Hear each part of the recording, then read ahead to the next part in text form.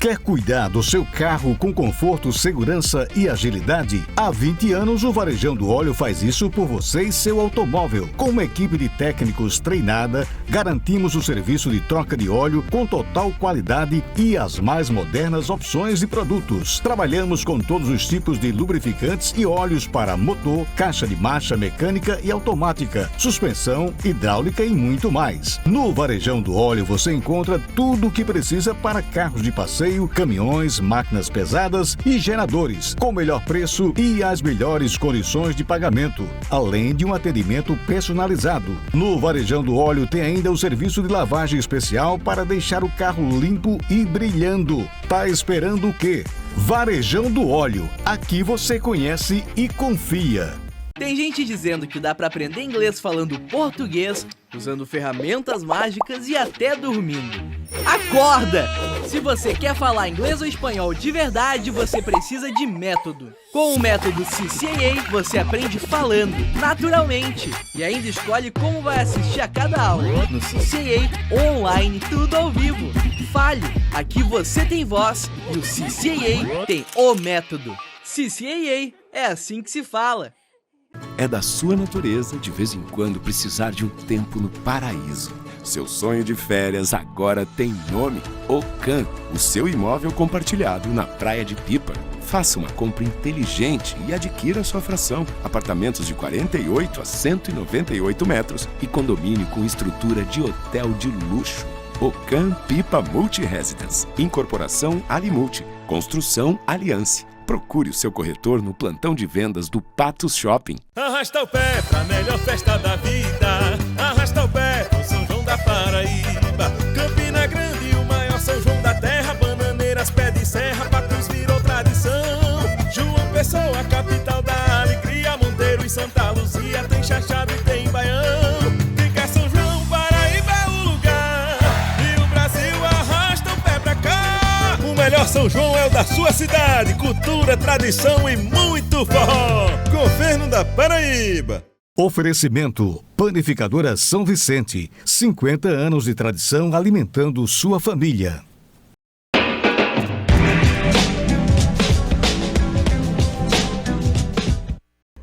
Bom dia, boa tarde, boa noite, boa madrugada. Mais uma edição do programa Funes Cultural, uma parceria da Fundação Hernando Sátiro com a TV Sol e a Rádio Tabajara. Terceira temporada desse programa, que já está na sua agenda, pessoal. O programa Funes Cultural é uma grande oportunidade para que a gente possa falar sobre assuntos da cultura, do cotidiano, da educação, produção, enfim.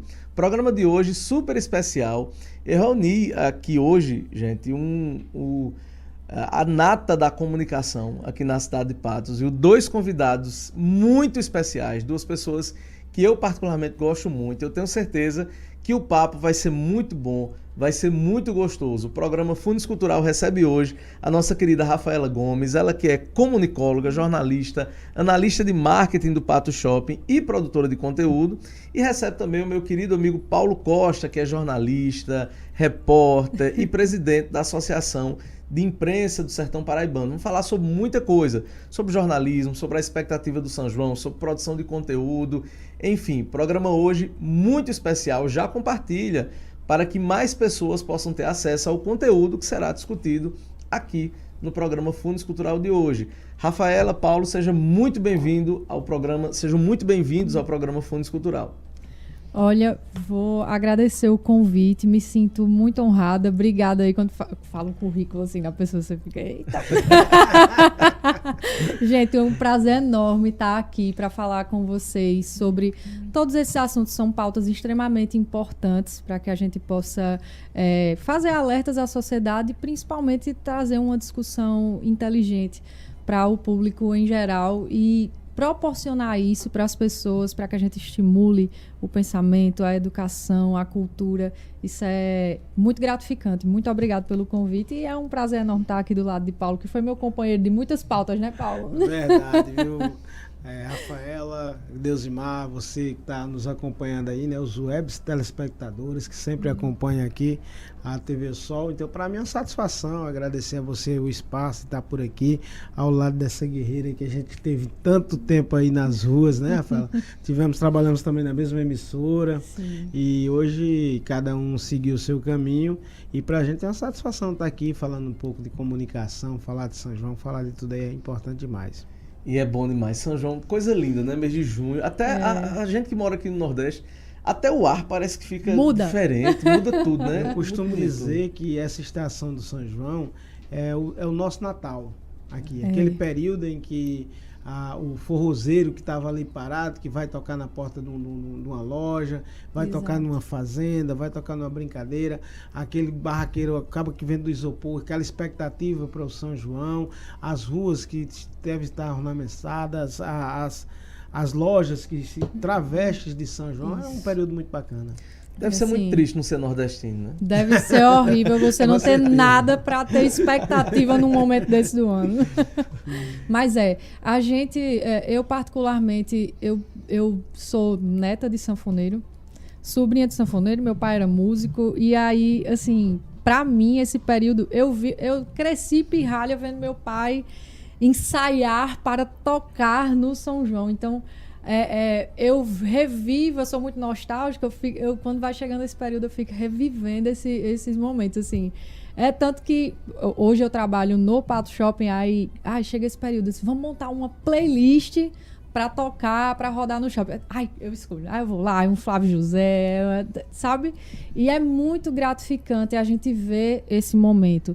Que muitas vezes, como o Paulo falou, o cara do trio de forró que fica ali, ele faz o 13º dele, que quem trabalha formalmente recebe lá no final do ano. Esse é o momento desse cara que é autônomo fazer no mês de junho. E a gente vive esse clima. E o comércio como um todo que vive essa expectativa. Ontem eu estava conversando com uns colegas. Hoje eu trabalho num shopping aqui da cidade e a gente já acompanha muitos dados. Os dados de frequência do público, quantas pessoas estão circulando lá dentro, que a gente tem esse controle, né? E esse ano em especial, de 1 a 11, a gente já vê um crescimento de circulação de pessoas lá dentro 30% maior do que no mesmo período do ano passado. Então, isso, a gente está vendo que pós-pandemia, que foi um período muito difícil para o comércio como um todo, a gente já vê que as pessoas estão realmente tomando esse rumo de retomada. Né? Ainda existia um receio, um medo de sair de casa e como é que vai ficar, eu vou investir na roupa, eu vou investir no calçado para ir para a festa, não sei o quê. E agora a gente está começando a ver as pessoas se permitindo viver isso depois de um período tão difícil e de tanta incerteza. Então, esse São João, para mim, mais, né? É o que está retomando realmente. Sem medo. Sem medo. Na questão da família dela, meu pai, ele era sanfoneiro. Meu pai tinha o trio patuense. Ixi, mano. Então a minha infância todinha foi do lado, tocando no triângulo do lado dele. Ixi, é bom demais. E revivendo esse momento aí de São João. Quando o Rafa fala também da questão da pandemia que passamos aí, né? Hoje a galera já tá mais tranquila. Se vê os São João estão por aí, eu tiro Campina Grande. Segunda-feira, Campina Grande lotado. Lotadíssimo. Semana... derrubaram lá querendo forçar, porque fecharam o Parque do Povo e a galera querendo participar. Isso então, já é um outro ponto que a gente pode falar até lá na frente, né? A proporção que está tomando e esses espaços estão já ficando pequenos para a proporção que essas festas estão tomando, né? Eu vou entrar nesse assunto para você ter uma ideia, né? Como cada um tem a sua identificação com o São João, vocês falando do parentesco de vocês com os músicos, né? Tem gente que já espera a festa em relação à dança, né? Eu não tenho parentesco com músico, né? Não sei dançar forró. Então, minha identificação com São João é a parte das comidas juninas, né? Dá para perceber direitinho que as comidas típicas, olha, eu domino toda essa cultura gastronômica do São João. Vocês falaram da questão da estrutura do evento. Eu queria que vocês analisassem, porque assim, como historiador, como professor, eu entendo, e trabalhando na cultura já há vários anos, né, com produção cultural, principalmente na área de eventos culturais e educacionais, eu sempre faço a seguinte análise. Assim, nós temos vários exemplos no Brasil de festas gigantescas, inclusive aqui na região, festas que eram referência e que deixaram de ser referência por problemas estruturais, pela mudança da conjuntura do momento, porque as coisas hoje mudam muito rápido. Sim. Se você levar em consideração, por exemplo, o que era... nós não tínhamos na década de 90 os serviços de streaming, né, Spotify e tal. A década de 90, qual era o cenário musical brasileiro, né? Hoje é totalmente diferente do que era na década de 90, do que foi no início dos anos 2000, né? A realidade de hoje é totalmente diferente, né? Analisando o São João de Patos, assim, nós somos de uma geração que pegamos ali 6h30 da manhã esperando Batista Lima chegar com limão com mel, e é uma frustração que eu tenho, porque eu ficava até de manhã esperando ele trazer o limão para ele sair de dentro do limão. Batista Lima, pelo amor de Deus, traga o limão para Patos. Eu tenho que ver esse show ainda. Mas ele trouxe, só que ele trouxe para uma festa privada. Foi. Não foi. Batista sair de dentro do limão, acho que é o grande feito do São João, né? Eu acho que ele volta, inclusive, para Limão um dia. Mas analisando a conjuntura da festa, quando era ali na avenida principal, né, depois da criação do Terreiro do Forró, como é que vocês analisam o evento São João de Patos, né, em relação à estrutura, o formato do evento? Eu queria que vocês analisassem um pouco isso. Eu acho o seguinte, o São João de Patos ele passou de cultura popular para cultura de massa, né? Só que nos últimos anos a festa ela está ficando um pouco parecida com festa privada. Aquele encanto, por exemplo, que tinha de todo mundo ir para frente do palco ali, ficar reverenciando os artistas, hoje a elite está tomando esse espaço. A gente tira aqui pelo Terreiro do Forró, a gente diz, não, por noite aqui dá em torno de 70 mil pessoas. Só que esse espaço ele está sendo todo... a situação, o cara prepara camarote um lado, camarote do outro, aí bota aqui uma área VIP, um front stage, que ele toma quase metade do espaço da população. Aí quando você vai analisar mais para trás, tem as barracas de um lado do outro, então o espaço para a população em si ficou pequeno, tá pequeno. Eu acredito que deveria aumentar mais isso aí, menino, porque é o seguinte, a gente sabe que um evento desse ele é muito caro. Sim. O custo disso é muito alto. Aí o município não tem condição de fazer um evento dessa demanda com custo próprio do município. Então tem que terceirizar com as empresas privadas. E quando a empresa toma de conta do espaço do São João, ela não tem aquele mesmo olhar que a gente daqui tem, sim, que os munícipes daqui, os políticos da cidade e da região têm. Então vem uma empresa de fora, ele chega, quer fazer da forma que ele quer, diferente. Isso às vezes atrapalha o evento. Na minha concepção, eu acredito que às vezes atrapalha. Ela estava dizendo aqui que Campina Grande está na mesma situação. O espaço que era para a população foi diminuído. Então, por isso que acontece o que vem acontecendo ultimamente. Se o povo está derrubando o portão para tentar acessar as áreas que ele gostaria de acessar, superlotou a área gratuita. Mas a gente não vê derrubada de portão na área privada. Isso. E aí, óbvio, eu hoje atuo no comércio, no varejo, eu entendo a importância de ter uma marca atrelada a um evento tão importante como esse, seja o São João de Campinas, seja o São João de Patos, e amo essas festas, porque eu sou daqui e eu defendo a realização, eu acho que é importante como um todo para a cultura e para o comércio local, mas cabe a reflexão, que outras formas de rentabilizar isso para fazer uma festa da mesma magnitude, mas não deixando de garantir que o povo possa ter acesso à festa da melhor forma possível, assim como quem tem condição de ir para uma área VIP ou o camarote. A crítica não é ao fato de tentar rentabilizar para o evento pagar, mas é não deixar de privilegiar o povo como um todo, porque esse povo também vai para lá consumir, também movimenta o comércio local, a classe B, a classe C, ela faz a coisa girar. A gente tem um potencial de consumo na Paraíba que é incrível e que está totalmente atrelado a essas pessoas. Então, e os políticos, Rafa, quando vão lançar o programa, vão lançar o São João para o povo, lançar o São João para... né? Aí quando se chama uma empresa que administra, é totalmente diferente, a história é outra.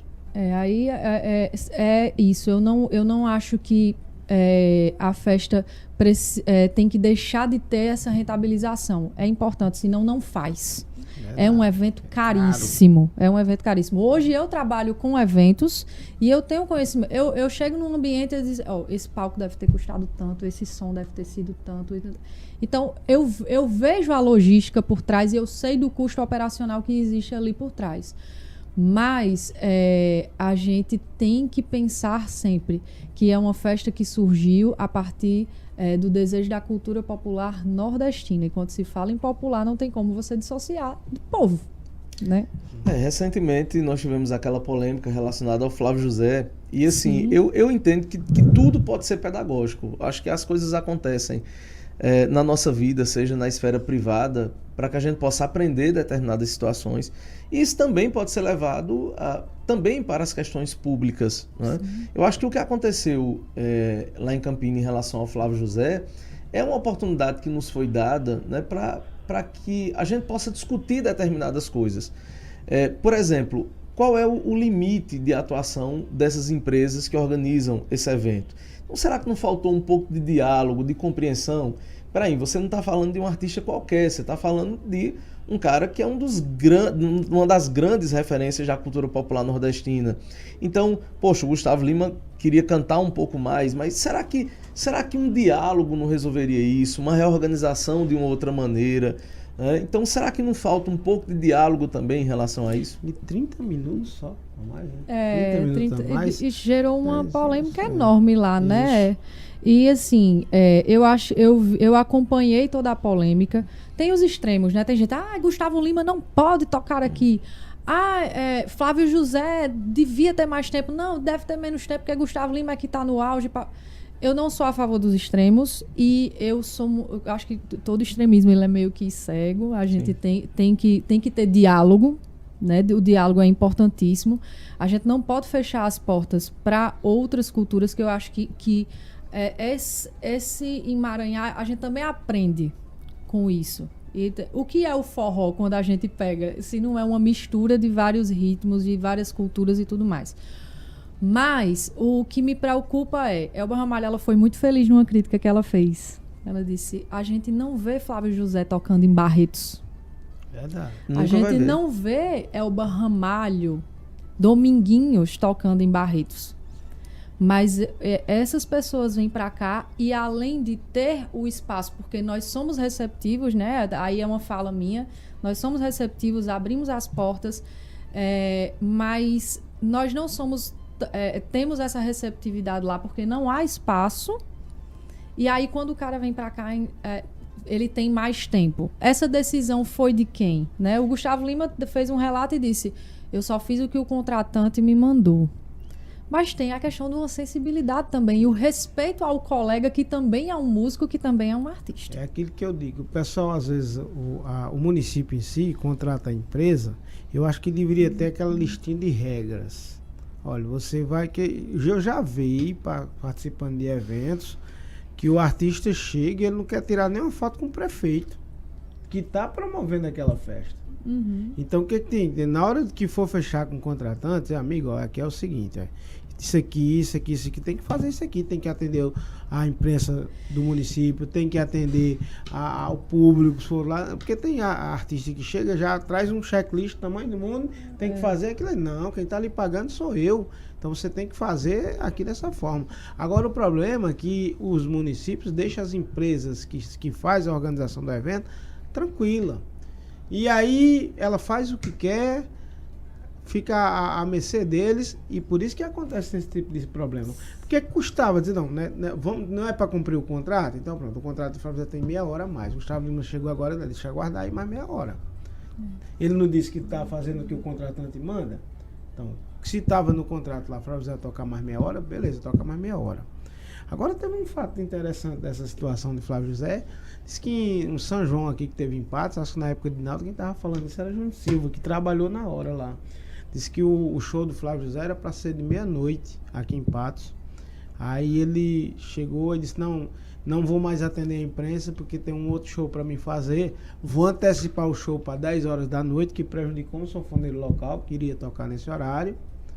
E que na hora que, pronto, ele fez ali e disse que queria, na época, a estrela do momento, o Gustavo Lima da época, era o Flávio José, que estava aqui em Patos. E ele antecipou a coisa o horário. gira, né, A vida da gente é uma roda gigante. Às vezes fez aqui, passados, anos depois, ele provou do Aí é por isso que é tão importante a regra. E se cumprir o contrato. Né? A roda gira, enfim. O contrato ele deve ser baseado num diálogo, né? Eu acho que quando se fala de festas populares tem que ser levado em consideração o público, mas eu acho que tem também que ser levado em consideração as características regionais. Sem porque dúvida. se esse modelo de evento é sustentável, e nós sabemos que do ponto de vista financeiro A sustentabilidade é econômica, é sim. sustentável. Só que assim, se ele se distancia muito daquilo que as pessoas entendem que é uma festa de São João, e é isso que vem acontecendo, a tendência é que outras cidades possam montar estratégias exatamente assim. E a minha questão é exatamente essa, né? A Rafa, que é da área de marketing também, de produção de eventos, você que tem uma vivência, né, na parte de comunicação, se a gente se afasta muito daquilo que é o modelo, daquilo que a população entende como São João, e outras cidades passam a copiar esse modelo, você não termina tendo um padrão, porque se você pegar várias cidades, você vai perceber que as programações elas estão praticamente a mesma, né? Então, será que esse modelo não vai chegar um momento da galera dizer assim, peraí, se ao invés de ir para Patos, eu vou para aqui, que o custo é menor, eu consigo aqui... Será que esse modelo ele não tende, a médio prazo, a se esgotar ou entrar em uma crise? E eu acredito totalmente. E não só do ponto de vista econômico, mas do ponto de vista cultural, porque as pessoas vão perder o interesse com o tempo de estar consumindo mais do mesmo. Aí entenda onde é que eu estou querendo chegar. Quem é que dita os repertórios que o Wesley Safadão vai tocar? É o Top 20 do Spotify, o For You do TikTok e o Reels do Instagram, o feed do Instagram. O cara vai lá, ele vai tocar os sucessos que a galera tá fazendo dancinha na rede social. Aí, o outro artista, sei lá, vou citar um outro artista, fulaninho Safadão também. Ele vai seguir quem? Ele diz, rapaz, eu vou fazer um repertório parecido com o Wesley, que esse é o que agita. Aí chega outro. Quando você vê, todas as noites só muda a cara, tá todo mundo fazendo o mesmo repertório. Verdade. Em que momento você, no passado, naquele São João do centro da cidade, você via Limão com Mel tocar Mastruz com Leite, porque no rádio estava tocando mais Mastruz com Leite do que Limão com Mel? Interessante essa visão, não tinha pensado nisso. Você tem que ver como a massa, a cultura de massa, que Paulo citou lá no começo, e como os meios de comunicação atuais, principalmente os digitais, estão influenciando a construção do conteúdo que está sendo servido nesses eventos. E isso é preocupante, porque se é isso que está rentabilizando e está todo mundo fazendo mais do mesmo, será que uma hora não vai cansar? E o problema, Rafa, também é o seguinte, quando a gente diz que uma festa dessa é uma festa cara para se fazer, então precisa lá atrás de um patrocinador. Aí o que eles alegam? Um patrocinador, ele não vai querer vir para um evento. Vamos citar esse exemplo de Campina Grande aí, nesses dois artistas. Ó, tem Flávio José e tem Gustavo Lima. Então, quer investir no Gustavo Lima porque está nacionalmente no momento. Então, aí o pessoal transforma o São João com essa festa mesclada, dando oportunidade mais a esses artistas nacionais de fora, por conta do investimento que está sendo feito ali no município, né? Então isso é que também atrapalha bastante essa questão. Eu tenho familiares em Campina Grande e em Caruaru, e durante muito tempo eu visitei essas duas festas exatamente por conta de ter familiares nessa cidade, irmãs. E eu percebo que Caruaru, apesar de ser paraibano, né, eu percebo que Caruaru ele vem entendendo um pouco mais essa mudança. Tanto que eles vêm investindo muito na questão dos polos. Hoje você vai para o São João do Caruaru, são quase 40 polos descentralizados, e acabou essa história de colocar só pequena atração nesses polos, né? Então, você pega, por exemplo, o Polo Azulão, você tem show de Flávio José como principal atração do Polo Azulão, né?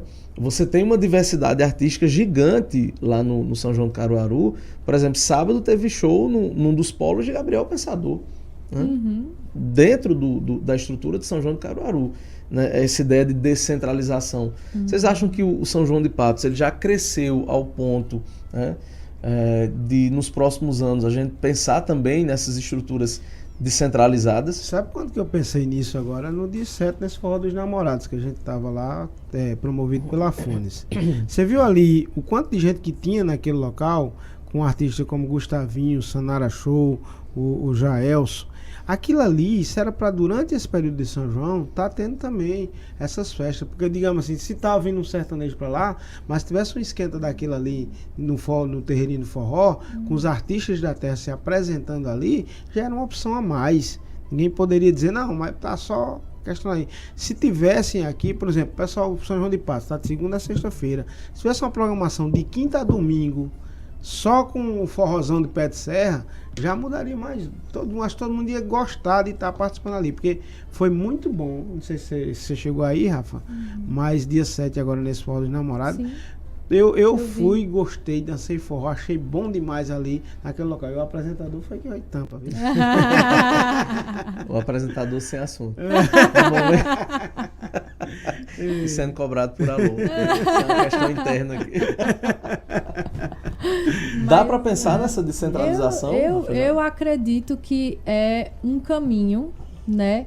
E que pode ter diversos tamanhos. E num determinado local ter o trio pé de serra, depois ter uma atração de porte médio em um outro local, como o terreirinho do forró, e colocar essas atrações maiores, tanto para descentralizar, mas criar esses diversos palcos.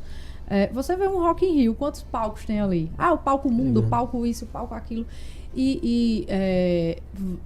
Fulano vai tocar funk no palco principal, mas ele não deixa de ter a programação de rock rolando em algum dos palcos simultaneamente.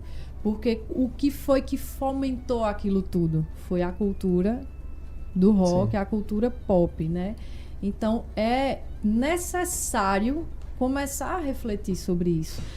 Eu morei em Campina Grande meu período acadêmico, trabalhei um tempo lá, e o São João de Campina Grande tem esse formato grandioso, é uma festa caríssima de se realizar, mas ele não deixa de ter as ilhas, com forró pé de serra, das 7 da noite até forró pé de serra que toca na ilha.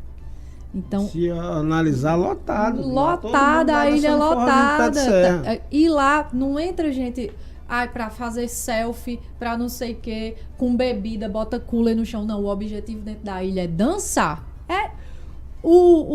A gente forró no sítio, tem o dance, é aquela delimitação pro cara ir lá pra cima, pra exclusivamente dançar e aproveitar a música, aquilo que é da nossa cultura. Então, eu não acho que vamos refletir, eu acho que é necessário executar isso daí por uma questão de valorização. Bacana, pessoal, que bate-papo gostoso com duas pessoas queridas demais. Você está acompanhando o programa Fundos Cultural, que é uma parceria da Fundação Hernando Sátiro com a TV Sol e a Rádio Tabajara. Mandar um abraço para você que está nos escutando através da Rádio Tabajara, está nos vendo através da Brisa TV, da TV Sol, através das plataformas digitais, YouTube, Facebook. Um grande abraço. E esse programa só existe exatamente pela sua audiência e por todo o fomento relacionado à nossa discussão sobre cultura, educação, sobre atualidade. Rafa, você falou sobre meios de comunicação, né, e eu queria conversar um pouco, né, mudando um pouco o eixo da conversa, conversar um pouco sobre comunicação e jornalismo. Né? Eu acho que o jornalismo hoje, eu vou na contramão um pouco daquilo que as pessoas entendem. Muitas pessoas acham que o jornalismo morreu, né? Eu vou na contramão disso. Eu acho que nós nunca precisamos tanto do jornalismo profissional como nós estamos precisando agora, né? Principalmente com a quantidade de notícias falsas, com a quantidade de conteúdo distorcido, né, que nós temos hoje. Hoje nós temos a fake news, que é a notícia falsa, mas também temos a fake opinion, né, que é quando alguém pega uma notícia que não aconteceu e aí reverbera uma opinião sobre um fato que não aconteceu. também. Né? Então, assim, eu acho que o desafio hoje é muito grande e nós precisamos cada vez mais de um jornalismo profissional, de um jornalismo com qualidade. Qual é o papel hoje, né, do jornalista nessa nova conjuntura de rede social, nessa nova forma que as pessoas acharam de se comunicar e de receber notícias? Eu acho que o jornalista hoje aplica muito mais do seu tempo desmentindo notícias falsas para tentar abrir os olhos da população do que realmente cobrindo notícias. Eu venho de um período do jornalismo que eu entrava numa redação, eu recebia 5 pautas para cumprir. Rafa, a gente soube que teve uma explosão a banco em tal local, teve determinado assunto na delegacia, você depois vai entrevistar um professor sobre uma pauta envolvendo São João, e eu recebia essas pautas e ia cobrir. Hoje, a gente abre as redes sociais e aí a gente vê jornalistas pegando o seu trabalho, o seu tempo de trabalho, para desmentir o que é falso. E muito do tempo dos telejornais, dos programas de rádio e tudo mais, eles estão tentando dar alertas para a população do que é falso e do que é verdadeiro. E eu me lembro agora de uma aula de quando eu estava na faculdade de jornalismo, de comunicação social, porque eu sou comunicóloga, né, a minha graduação, e a gente trabalhava muito essa questão da responsabilidade na apuração dos fatos para poder levar as notícias, e o meu professor falava muito, ele disse, uma notícia tem um impacto X. Uma nota no outro dia desmentindo essa notícia tem um impacto muito menor. Então, é muito, muito difícil você conseguir ajustar os danos que uma notícia falsa pode causar na sua vida, na marca, na sua empresa. Então, tá se tornando uma coisa muito complexa que mudou a rotina das redações. E em redações que nos tempos atuais, em função de todas as mudanças que as redes sociais digitais proporcionaram no fazer jornalístico, a gente vê redações com cada vez menos pessoas, com cada vez menos verba para levar jornalistas em loco para apurar notícias. Porque hoje a gente vê o cidadão repórter atuando muito mais no fazer dos programas jornalísticos do que o próprio repórter indo até o local. Mande seu vídeo com a sua denúncia, não sei o que lá. A gente não sabe se o cara tá falando... tem um buraco aqui na porta da minha casa. Que contexto ele vai dar no tom dele? Ele vai ouvir os dois lados? Ele vai ouvir... a população da rua que está sendo prejudicada e o lado da prefeitura também? Ou ele vai só mostrar, isso aqui é uma imoralidade, não sei o que, não sei o que. Isso tem um impacto.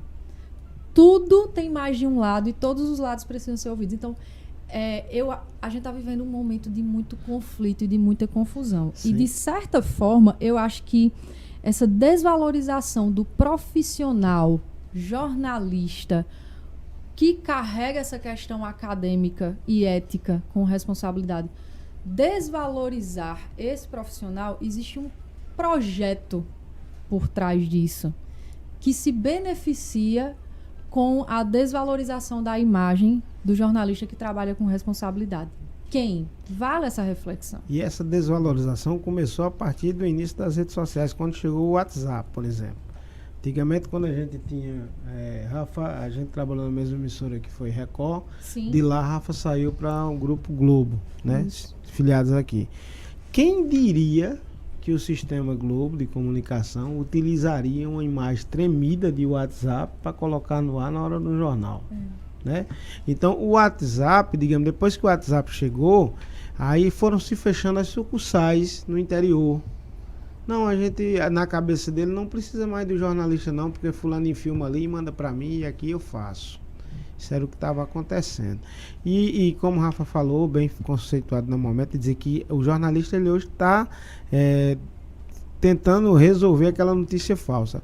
E parte disso, culpa também dos portais de notícia. O que faz? Quer sair na frente, quer dar notícia em primeira mão. Então, do jeito que vem, não checa a informação, joga lá. Rapaz, outro dia teve portais que disse, fulana morreu. Aí a menina, ei, eu não morri não. Essa notícia aí tá errada, eu tô viva aqui. Entendeu? Então isso é um absurdo. Morreu, se saiu no portal isso é porque absurdo. É tudo sobre o processo do fazer jornalístico e da falta de compreensão da importância da apuração dos fatos.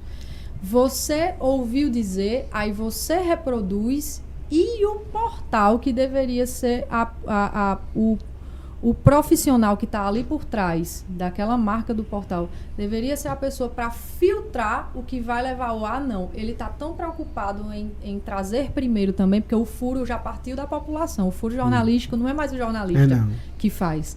O furo para ele já partiu da população, que ele está tão ansioso para reproduzir. E isso vem também de um processo que eu gosto muito de ler sobre psicologia e no mundo atual, Bauman fala muito sobre isso, dos tempos líquidos.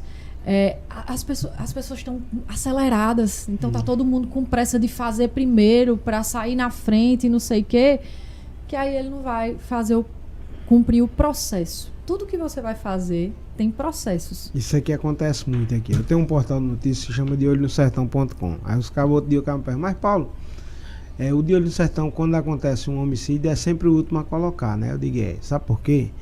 Porque quando você for ler a matéria no De Olho no Sertão, você vai ler com o nome do cara correto, a idade dele correta, as informações oficiais. Que muitas das vezes quando acontece aqui, aí o fulano diz, não, ele era conhecido por fulano, aí tá lá a matéria. Cara que é conhecido por fulano. Não tem nada não tem nenhuma informação oficial, tá tudo lá, é para sair na frente para dizer que aconteceu aquela notícia. Então, quando você vê lá, vai ver com todas as informações, que é para não adianta essa questão de não quero sair na frente e tal. Eu comentava sobre isso essa semana com um colega de trabalho, meu superior, sobre os impactos de uma notícia espalhada de forma errada. Aí eu repito essa história do a notícia e a nota corrigindo a notícia errada. Publicaram sobre um restaurante aqui do centro da cidade, incêndio, quando vê nas redes sociais, tá? Incêndio em tal restaurante, incêndio. O vídeo, aí a gente que sabe, entende de filmagem, de gravação, sabe que existe um contraluz, então se você pegar de um determinado ângulo, a imagem vai estourar. Era uma chama no poste e a luz de dentro do restaurante saindo. E aí, incêndio, não sei o quê. Então, 90% da população de Patos, até essa presente data, deve estar achando que ali foi consumido pelo fogo e não foi mais comer lá. Rafa, e o fato engraçado, assim, o menino tá trabalhando com a gente agora, Pablo Juan. Ele foi, na hora que aconteceu isso, aí ele ligou pra mim. Sei, tá pegando fogo ali em determinado comércio ali, tá? Aí eu disse, rapaz, faz o seguinte... Vá lá, vá checar a informação lá na hora, ligue pro corpo de bombeiro, fale com o major para saber que... Na hora que ele falou, o major disse, não, foi num poste, não tem nada a ver com aquele comércio que tá ali. Mas isso, o WhatsApp, a própria população, na sede de dar o furo, basta você compartilhar em um grupo. E o pior que é disseminado assim. Aí o grupo que tem 50 pessoas, 25 manda para outro grupo, que manda para outro grupo, que manda para outro grupo. Pronto. Pegou fogo o negócio. E não foi. E essas pessoas existem trabalhadores ali, né? Que têm parentes. Né? Então uma pessoa, por exemplo, que tem uma mãe cardíaca, por exemplo, que o filho trabalha ali naquele estabelecimento. Aí são os impactos. Né? E até você conseguir esclarecer para todas essas pessoas que receberam isso, aí tem gente passando lá em frente e vai dizer, oxi, não pegou fogo não esse negócio. E fulano tá bem, não sei o que, fulano se feriu, não, foi uma chama num poste. É uma responsabilidade muito grande. Às vezes eu tenho a impressão que alguns jornalistas, eles não têm ideia da importância da sua profissão, sabe? Porque dar uma informação gera um impacto em praticamente todos os públicos. Porque a informação, por mais simples que seja, ela gera uma conversa, mas também ela pode gerar uma briga, ela pode gerar uma discussão. Então a responsabilidade é muito grande. Aconteceu 2 semanas agora, eu estava almoçando com meu pai e ele escuta um determinado programa, né, na hora do almoço, aqui um programa de rádio, e foi dada uma notícia, e aí não foi a notícia completa, foi uma chamada, né? Eu estava com ele almoçando, e aí a notícia foi o seguinte: Supremo Tribunal Federal proíbe, forma maioria, para proibir a revista íntima nos presídios do Brasil. As pessoas que estavam almoçando com a gente, aquilo já começou a gerar ali um debate acalorado, né? Então as pessoas elas começaram a falar mal do Supremo Tribunal Federal, começaram a esculhambar com as leis brasileiras, e eu fiquei na minha, né? Eu sou formado, né, em Direito, né? Também além de historiador, sou bacharel em Direito, e assim, eu entendo um pouco disso, e seria impossível o Supremo Tribunal Federal realizar uma proibição dessa. E eu disse, tem alguma coisa nessa notícia que não bate. E aí o que eu achei grave foi o seguinte, foi dada a manchete e não foi explicado para o ouvinte o que era aquilo. Minha chateação ocorreu não só pela notícia ter sido dada de uma maneira que eu entendia equivocada, porque eu sabia que eu ia perder parte do meu almoço pesquisando aquilo. E eu fui pesquisar. Quando eu fui pesquisar sobre o tema, em nenhum momento o STF disse, né, formou maioria para proibir a revista íntima nos presídios. Né? O que está sendo discutido no Supremo Tribunal Federal não é a proibição, é a ideia de que a revista ela tem que acontecer com um fato fundamentado.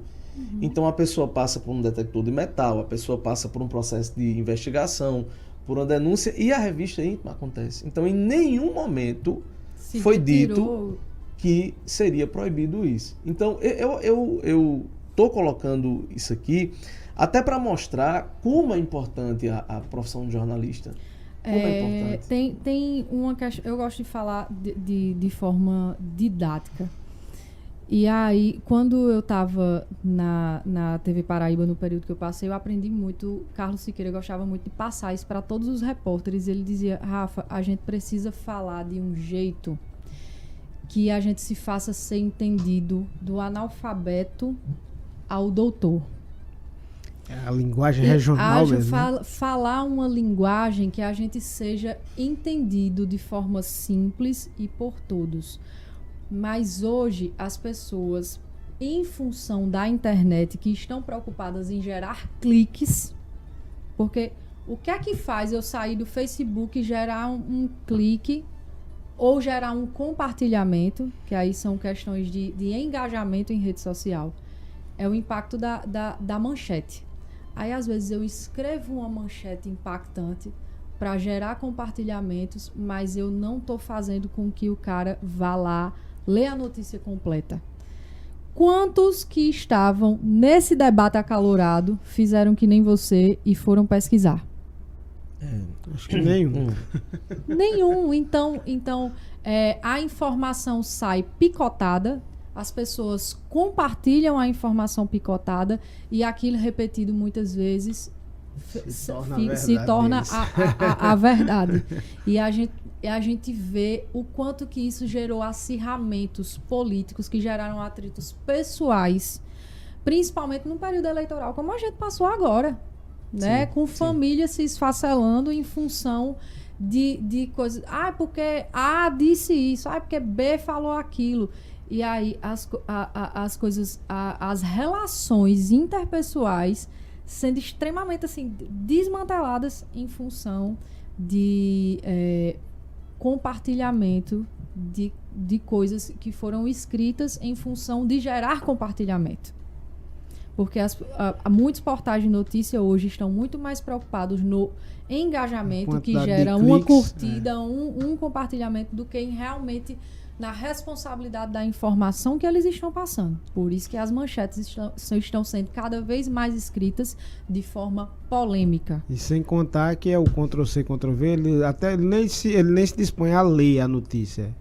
Até os erros de português que tiver na matéria, ela vai junto. Ele vai, copia e cola pro outro. O Ctrl-C, Ctrl-V geral. Aí. Exato. Eu tenho uma curiosidade, Paulo, até porque assim, você é presidente da Associação de Imprensa do Sertão Paraibano, né? E nós temos hoje, né, dentro de uma decisão extremamente polêmica e que eu fui assim, extremamente... Até hoje eu não entendo por que da não obrigatoriedade do diploma de jornalista. Sinceramente, quando eu digo não entendo, é porque eu não entendo mesmo, né? Porque, por exemplo, eu sou professor de História, então...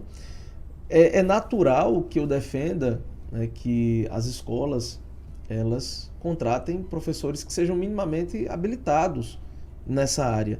Isso não significa, e aí nós temos vários exemplos de pessoas que não são historiadores, que são jornalistas, por exemplo, que escreveram preciosidades. Por exemplo, o Laurentino Gomes, que é um jornalista, acabou de escrever agora uma trilogia sobre a escravidão que é fantástica.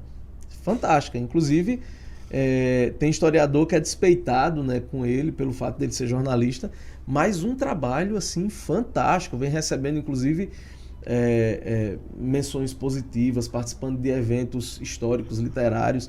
Enfim, é um exemplo que eu estou dando aqui. O porquê dessa proibição, né? E dado esse contexto, qual é o papel da Associação de Imprensa do Sertão nesse novo contexto, já que não há a obrigatoriedade do diploma? Então, qual é o papel da ISP nesse novo contexto? Quando houve a desobrigatoriedade do diploma, né, nos pegou de surpresa. E aí, desde que aconteceu isso, uma equipe de jornalismo procuraram seus deputados locais para brigar por esse diploma, para que fosse feito, porque toda e qualquer profissão precisa-se de ter aquela especialidade comprovada para que exerça a profissão. O jornalismo não poderia ser diferente. Só que eu, na minha opinião, acredito que isso foi um problema político, para que, você sabe que hoje quase todos os veículos de comunicação do país estão entregues na mão de um político, ele é o dono daquele determinado veículo. Então, para que o jornalista que estivesse lá, o radialista que estivesse lá, para contar a cartilha do jeito que ele quer, se um jornalista profissional diz, não, eu não faço isso porque isso não é da minha índole, gosto de ouvir os dois lados, andar mão em contramão. Mas geralmente aquilo ali está se usando como um cabide de emprego para o cara dizer o que ele quer e acabou-se. Então, por isso que quando foi vetada a questão do diploma, desde então a FENAGE vem lutando para que seja reconhecido o diploma de jornalista e até agora não conseguiu. E nem vai conseguir tão rápido por conta desse problema que é político. Com relação à ISP, a ISP é o seguinte, quando a ISP começou aqui em Patos, não era associação, perdão, não era associação, era Associação de Imprensa de Patos. Depois ela cresceu, aí ficou a Associação de Imprensa do Sertão da Paraíba, a ISP. Quando a ISP começou, ela era uma associação formada só por jornalistas e radialistas. Então, com o tempo, a associação ia se acabando. Então, o que fizeram? Não, vamos abrir a Associação de Imprensa para o Sertão Paraibano, e nessa associação, toda e qualquer pessoa que faz comunicação pode fazer parte da ISP. Vai ter aqui as qualificações, mas o cara que é locutor de porta de loja, ele pode ser associado? Pode. O cara que tem um carro de som, pode ser associado? Pode. Então, o jornalista, o radialista, o dono de site, o dono de blog. Então, a ISP ela englobou todo tipo de comunicação. Então, aí a ISP não pode chegar e hoje dizendo a bandeira, vamos brigar pelo diploma de jornalista, porque é ali. Então, o que acontece? Hoje, toda e qualquer pessoa que faz comunicação pode ser associada. Agora, pode-se ser votado? Não, aí tem uns critérios dentro da ISP que para você ser votado, aí você tem que ter o critério de ser um jornalista, um radialista. Mas essa questão do diploma, Deusimar, por exemplo, Rafa está aqui, a gente sabe, nós, desde quando aconteceu isso, né, que dizer, não é obrigatório você ter o diploma, mas vai trabalhar numa grande empresa, tipo TV Paraíba, TV Correio, Tambaú, essas emissoras de TV e rádio grandes aqui do nosso estado, ela só aceita se você tiver o diploma, mesmo sem a obrigatoriedade, não é isso, Rafa? Sim. Quando chegar lá, a primeira coisa, cadê a sua DRT, seu registro profissional? Você tem? Não, então para mim não serve. Então, pelo menos esse critério, nas grandes empresas de comunicação do nosso estado, pelo menos prevaleceu essa situação. Há sim exceções, em algumas, principalmente na emissora que a gente passou, que foi uma imposição de quem vinha para dentro da emissora, que disse, não, eu venho para cá, agora eu tenho que trazer 2 pessoas, 3 que trabalham comigo já desde o início, que não são formadas em jornalismo, mas são radialistas, que para esse tipo de programa policial, para mim é o local. Foi até que quebrou o paradigma, foi quando entrou lá, né, Rafa? Sim, sim. Né? Então, tem as exceções nesse sentido. Eu acredito assim que eu vou responder sua pergunta com outra pergunta. Quem ganha com a desvalorização da regulamentação do diploma? Quem ganha com isso? Então, essas pessoas que ganham com isso é uma verdadeira campanha para desvalorizar esse profissional que trabalha preocupado em levar a melhor informação e a informação apurada da melhor forma possível para a população como um todo, para que todos, desde o analfabeto até o doutor, recebam a informação. Então, quem ganha com isso criou verdadeiramente uma campanha e teve êxito nessa campanha, porque se não fosse dessa forma, hoje a gente não viria grandes empresas de comunicação, a exemplo das quais aquelas que passamos, tendo que fechar escritórios e diminuir geograficamente o espaço de cobertura em função de o negócio ter se tornado insustentável. Afinal, a maioria das pessoas também estão assistindo e estão consumindo do fulaninho que posta no Instagram a notícia escrita da forma dele, sem apuração. Então, é um processo que não é de hoje, é um processo que vinha desde antes da desregulamentação, da retirada da obrigatoriedade do diploma. Então, isso é um processo que vinha de antes e que devagar foi chegando a esse ponto que nós estamos hoje, onde as grandes empresas sofrem para provar a necessidade de ter um jornalismo sério sendo feito para o povo, porque o jornalismo ele também tem um papel educativo e um papel social. Nós damos voz a quem não tem voz. Isso, e faz que na história parou isso aí? Não, a FENACH até hoje briga. Terça-feira passada teve uma reunião aqui na Paraíba, uma reunião virtual com jornalistas de todo o estado, né, já se mobilizando para mais uma vez tentar conseguir a obrigatoriedade do diploma.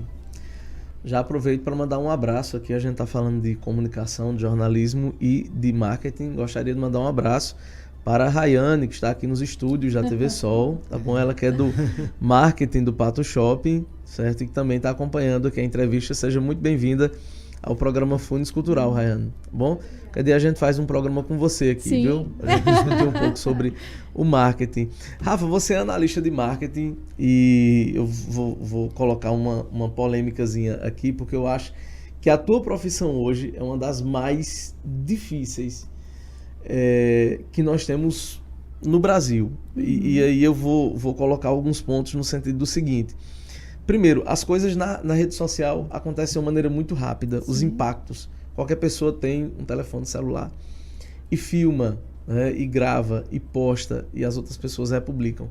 Por que é que eu digo que a tua profissão é uma das mais difíceis? Porque você tem que lidar com públicos totalmente diferentes, obedecendo a uma determinada legislação. Uhum. Então, por exemplo, a lei brasileira, ela garante para qualquer tipo de grupo de pessoa, ela não admite nenhum tipo de discriminação, né? Vou colocar uma situação concreta no caso, né? Então você tem, por exemplo, a comunidade LGBTQIA+, né? Então você tem um grupo de pessoas que consomem cada vez mais, né? E que fazem parte hoje de uma fatia gigante do mercado, né? Tanto que tem empresas que estão cada vez mais focadas nessa comunidade, né? Na comunidade LGBTQIA+.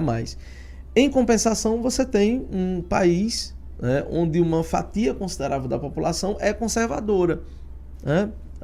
Conservadora nos costumes. Né? Então, como analista de marketing, já que você desenvolve um trabalho direcionado para empresas e também para o público, como é lidar, né, com essa realidade e com públicos tão diferentes, pisando ali em territórios extremamente difíceis?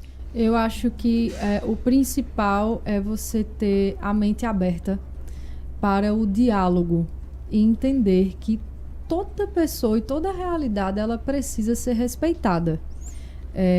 E aí, compreendendo esse ponto, você tem que chegar... o respeito que eu preciso ter por determinado grupo, ele não diminui o respeito que eu preciso ter pelo outro. E fazer conteúdo de uma forma que seja entendido por todos esses grupos. É por isso que tantos jornalistas, por entender essa realidade de se fazer ser compreendido por diversos grupos, diversas classes sociais, diversas pessoas com níveis de educação diferentes, eles estão invadindo e fazendo tão bem o trabalho em rede social. E aí vem uma fala de Paula aqui agora. Diz, Rafa, na hora de ser contratado por uma grande empresa, o diploma faz diferença sim.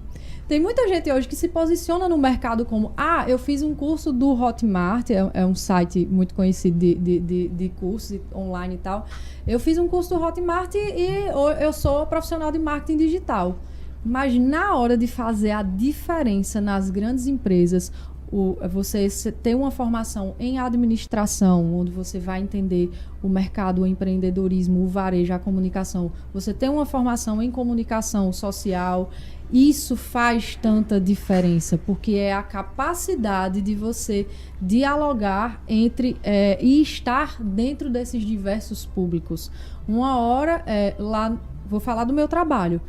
Lá no Pato Shopping, tem uma hora que eu tô no meio de um evento de cosplay. Tem outra hora que a gente tá dentro de uma capela, porque existe uma capela católica dentro do Pato Shopping e nós estamos dentro de um ambiente que existe o público mente aberta e existe o público conservador também, falando sobre missa, sobre adoração ao Santíssimo Sacramento. Tudo dentro de um mesmo ambiente. E aí vem a questão do shopping ter pensado num logotipo que diz o lugar de todos.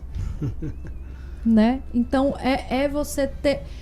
eu me encontrei nesse mundo do marketing, não só o digital, o marketing como um todo, on e off, porque a gente se identifica pelo fato do jornalismo também ser assim, da comunicação social ter esse papel da gente dar voz a todos e dialogar com todos e trazer respostas para todos. É muito difícil, precisa ter muito jogo de cintura, mas é principalmente diálogo e respeito. Então, se você tem isso como seus princípios éticos, você consegue ser um profissional diferente dentro de um mercado tão complexo e tão diverso. Né? Com cada um com o seu pensamento, é um universo diferente. Respeitando, né? Sempre respeitando o outro. Pois é. Paulo, você está na TV?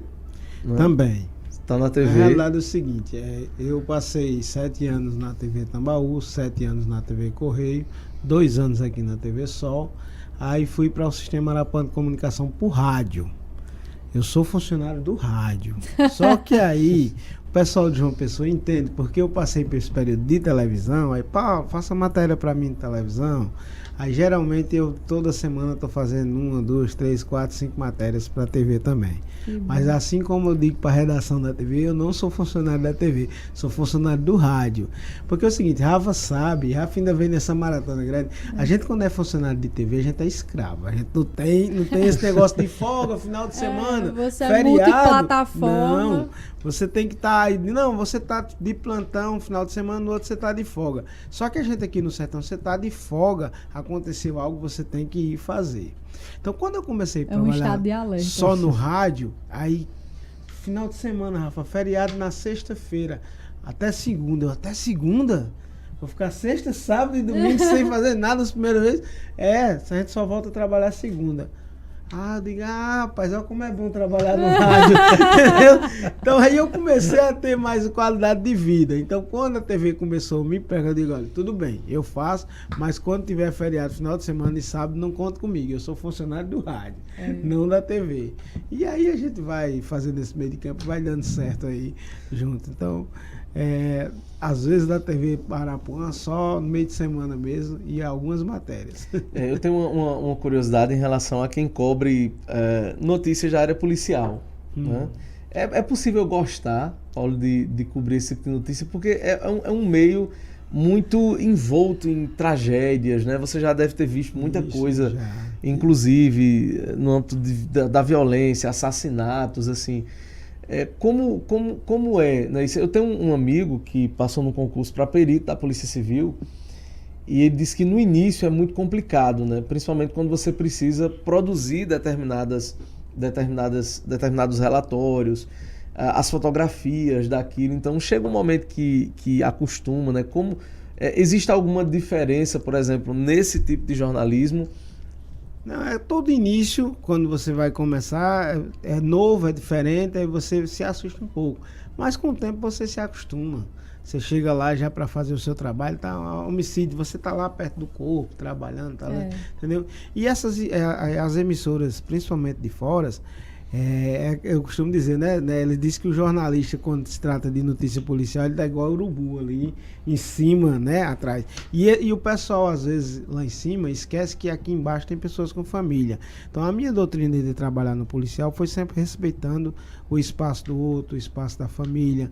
Porque chegando, pronto, você chega aqui, o cara foi preso, a polícia tá lá, esse bandido, isso aqui, eu nunca tratei a pessoa que tá lá preso como bandido, eu chegava perto dele, não, esse é o momento de você falar, a oportunidade de você falar, a polícia tá dizendo que você fez isso, você tem o seu espaço aqui, contrário, aí a pessoa sempre vinha, conversava comigo, eu sempre trabalhei no programa policial com o Samuca Duarte, que ele é muito polêmico nessa área policial, e o povo gosta dele nessa área, então toda vez que quando chegava, chegou o repórter de Samuca, aí o cara dizia, não, eu vou falar pro repórter de Samuca, porque Samuca ele tem as doidices dele, mas ele sempre tem aquele espaço que ele dá aquele conselho, principalmente ao jovem, que você que está enveredando pro mundo do crime e tal, você pensa na sua família. Então, às vezes, quando eu chegava em determinada delegacia, o cara dizia, repórter Samuca, o que eu quero falar? E o cara dizia, Samuca, tu dá conselho a nós, mas a gente não segue, não. Entendeu? E aí você vai se acostumando em determinadas coisas. A parte mais difícil da área policial, que eu sinto até hoje, em dificuldade, é quando envolve criança. Quando tem a questão do estupro, tá ali, aí você tá uma morte de uma criança, tá, isso é o que pesa mais. Mas no cotidiano a gente se acostuma com essa parte. Como o médico, né, Paulo? Que ele tá ali, uma hora ele tá com os livros, só que uma hora ele vai lidar com o paciente aberto, ele vai lidar com o sangue, então a gente vê muita coisa, não é fácil. Às vezes nós somos humanos, a gente tem empatia. Ver a mãe chorando a morte do filho, a gente carrega um pouco daquela dor. Se a gente tem família, a gente se coloca no lugar, não existe isso. O jornalismo tem que ser imparcial. E você não é um robô, você não tem como você não se colocar no lugar e não carregar um pouco de sentimento naquela cobertura. É impossível. Mas nos meus anos também, tanto na mesma emissora que Paulo, como em outras emissoras pelas quais eu passei e eu fazia isso, porta de delegacia, não sei o que, é difícil, mas tem um ponto muito gratificante, que é, muitas vezes, o jornalista, ele ajuda a desvendar e a fazer justiça. É quando a gente olha lá, a gente vê, agora a Globo voltou com linha direta. Era um pedido da população. Você bota lá a foto do cara e diz, ei, esse cara aqui matou pessoa tal. Tá foragido. Se você viu esse cara, ele é suspeito de tal crime, denuncie. E aí, através da comunicação, a gente contribui para o papel da polícia e da justiça. A gente sente que está cumprindo o nosso papel social de jornalista. Então, essa é uma parte gratificante de trabalhar com isso. É um programa muito, assim, muito bem produzido, né? Sim. É um programa que as pessoas criticam muito e eu entendo as críticas, porque existem determinadas pessoas que realmente são mais sensíveis a determinados conteúdos. Mas, por exemplo, o episódio das meninas de Queimadas, né, é realmente uma coisa muito pesada. Né? Quando você trabalha com simulações, quando você revê a questão dos inquéritos, isso vem acontecendo também a nível nacional. Por exemplo, a HBO, quando produziu a série sobre o assassinato da atriz Daniela Pérez, causou também um impacto, né? E ali tinha um misto, né, de jornalismo, de direito, né, de investigação. Sim, né? De discutir a lei e você pensar como esse cidadão que cometeu uma atrocidade dessa já está solto, já está vivendo em sociedade. Então, morreu recentemente, né, o Guilherme? Exato. É levantar o debate também. Não o debate acalorado que a manchete polêmica causa, mas o debate, a discussão em relação a mudanças na legislação, na justiça, no processo de investigação da polícia, para que a gente tenha uma sociedade mais justa.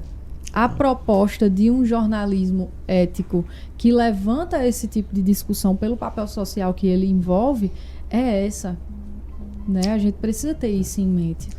Nós estamos chegando ao final do programa Fundos Cultural de hoje e, assim, um programa muito especial, gente, com um papo, assim, incrível. Quero agradecer muito a presença de vocês. Antes eu queria comentar, Rafa, contigo, você está na coordenação de marketing do Shopping Patos e graças a você, o Shopping Patos, né, o Pato Shopping, vem com uma série de eventos, né, nos últimos anos. E eu acho que a partir desses eventos você vem tendo contato com muita coisa aqui em Patos, né? Com artistas locais, produtores, né? Com eventos de outras áreas. Sim. Nós tivemos a oportunidade de fazer uma parceria ano passado no Simpósio Internacional da Educação. Foi, né? Maravilhoso. Onde trouxemos a Patos o José Pacheco, um professor português, e chegou e ficou encantado com a estrutura, mais de 500 professores debatendo sobre educação. E aí tem evento de humor, tem apresentação musical, né? Como é que você, né, hoje, numa área diferente do que você atuava há alguns anos atrás, como é que você enxerga hoje a cultura aqui da nossa região, a partir dessa tua experiência no Pato Shopping? Quando eu trabalhava com jornalismo, a editoria que eu mais gostava era de cultura. E eu trabalhava cobrindo os bastidores dos eventos. Hoje, lá, através do trabalho do shopping e com uma grande equipe que tem por trás, e aí, quando você faz esses elogios, eu quero estender esses elogios a todo mundo que está lá por trás. A Rayane está aqui, participa também disso. A gente operacionaliza essas coisas e vai desde uma equipe de limpeza que vai pegar a garrafinha de água do professor Pacheco e deixar no palco, até as pessoas que estão lá montando o grid, garantindo a melhor temperatura do ar-condicionado. Então, tem tudo isso por trás que a gente vai tomando conhecimento para poder executar. E aí eu sinto que o Pato Shopping e as empresas precisam se envolver cada vez mais com a cultura local para dar espaço físico, para dar infraestrutura, para que as pessoas da cidade possam realizar eventos do tipo.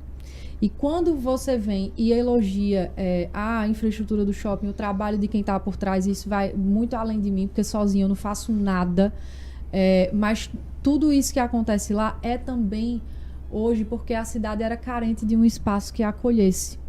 Onde você realizaria isso se o Pato Shopping não existisse? Você poderia realizar, mas teria determinada dificuldade em infraestrutura. Sim. E tudo. Então, hoje, a gente pega o cara do cosplay e leva para o shopping. Hoje, a gente pega o cara que quer fazer um show. As escolas do município estão com uma grande estrutura lá no estacionamento do shopping hoje, fazendo suas quadrilhas juninas. Parecem mini festivais. Porque a gente conseguiu montar uma estrutura para operacionalizar melhor, desde o artista não precisar dividir palco com a criança que está dançando, tudo.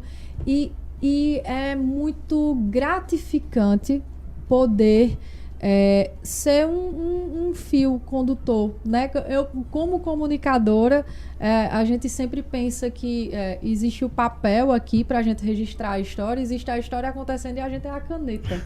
Então, a gente está conduzindo isso para que as pessoas possam viver novas experiências dentro de um espaço que está sempre preocupado, desde estar limpo, estar com um clima agradável e tudo isso. Então, a cultura local, ela é carente de espaços. Desde o cara do triângulo, do trio de forró, de ter espaços dentro do São João de Patos para poder se apresentar, até as escolas do município, até a FUNES, outras entidades que são fomentadoras da cultura. E graças a Deus, eu me sinto muito feliz de estar podendo, de certa forma, contribuir com isso. Pois é, Paulo, Café Junino, parceria da Fundação Hernando Sátiro com a Associação de Imprensa do Sertão Paraibano. Queria que você fizesse um convite, né, para as pessoas. Dia 16 de julho, né? Isso, dia 16, né, na sexta-feira, às 9 horas da manhã, essa parceria da FUNES com a ISP, Associação de Imprensa do Sertão Paraibano, convidando todos os associados, né, você que faz comunicação, para estar lá na FUNES, né? Vai ter comida típica, forrozinho de pé de serra, aquele bom papo, a gente botar as conversas em dia, que o jornalista quando se une, Ave Maria. A conversa... Para comer e conversar, com a gente mesmo. Então, você tem essa oportunidade aí no dia 16, às 9 horas da manhã, nesse Café Junino com a FUNES, viu? Para o bom papo, uma boa música, né? E colocar a conversa em dia. Todos estão convidados a participar no próximo dia 16, às 9 horas da manhã, lá na FUNES.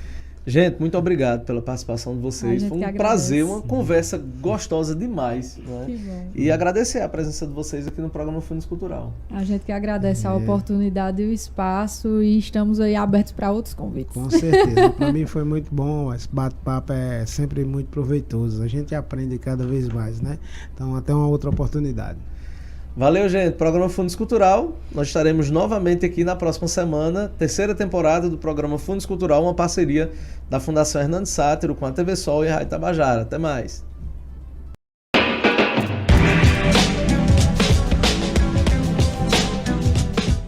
Para viver mais é preciso cuidar da saúde. Doutora Felícia Crispim, médica endocrinologista e metabologista, atua há 12 anos na prevenção, diagnóstico e tratamento de doenças como diabetes, obesidade, colesterol, problemas da tireoide, osteoporose, climatério, síndrome do ovário policístico, distúrbios do crescimento e desenvolvimento. Profissional renomada que, com análise e estudo individual de cada caso, proporciona aos pacientes qualidade de vida e bem-estar. Consultas com atendimento humanizado em um espaço acolhedor e preparado para prestar a assistência necessária com padrão e excelência. Clínica Doutora Felícia Crispim, Rua Bossuet Vanderlei, número 866, no centro de Patos. Telefone 3421-7233. Arrasta o pé pra melhor festa da vida. Arrasta o pé pro São João da Paraíba. Campina Grande, o maior São João da terra. Bananeiras, pé de serra, Patos virou tradição. João Pessoa, capital da alegria. Monteiro e Santa Luzia, tem chachado e tem baião. Quem quer São João, Paraíba é o lugar. E o Brasil arrasta o pé pra cá. O melhor São João é o da sua cidade. Cultura, tradição e muito forró. Governo da Paraíba.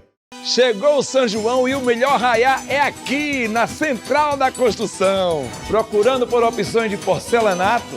Aqui tem. Tem chuveiro com grande pressão de água? Aqui tem. E acessórios para banheiro? Aqui tem. Onde tem tinta para todos os tipos de acabamento? Aqui tem. Rapaz, aqui tem tudo em um só lugar. Vem pro arraiá da Central da Construção. É da sua natureza, de vez em quando, precisar de um tempo no paraíso. Seu sonho de férias agora tem nome: Ocan, o seu imóvel compartilhado na Praia de Pipa. Faça uma compra inteligente e adquira sua fração. Apartamentos de 48 a 198 metros e condomínio com estrutura de hotel de luxo. Ocan Pipa Multi-Residence. Incorporação Alimulti. Construção Aliança. Procure o seu corretor no plantão de vendas do Patos Shopping. Tem gente dizendo que dá pra aprender inglês falando português, usando ferramentas mágicas e até dormindo. Acorda! Se você quer falar inglês ou espanhol de verdade, você precisa de método. Com o método CCAA, você aprende falando, naturalmente, e ainda escolhe como vai assistir a cada aula. No CCAA, online, tudo ao vivo. Fale! Aqui você tem voz e o CCAA tem o método. CCAA, é assim que se fala.